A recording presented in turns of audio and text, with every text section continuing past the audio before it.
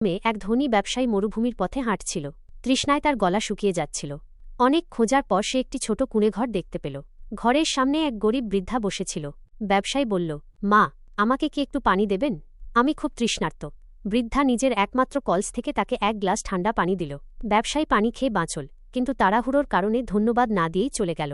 অনেক বছর পরে সেই ব্যবসায়ী খুব অসুস্থ হয়ে পড়ল। তার ব্যবসাও নষ্ট হয়ে গেল। চিকিৎসার জন্য তাকে একটি হাসপাতালে ভর্তি করা হল। কিছুদিন পরে সে জানতে পারল তার চিকিৎসার সব খরচ একজন অচেনা মহিলা দিয়ে দিয়েছেন। কৌতূহল নিয়ে সে জানতে চাইল সেই মহিলাটি কে। যখন সে মহিলাকে দেখল, অবাক হয়ে গেল।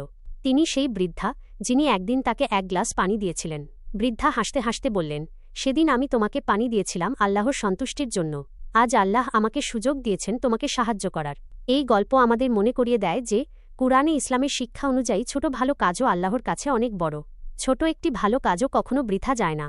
আল্লাহ একদিন না একদিন তার প্রতিদান দেন।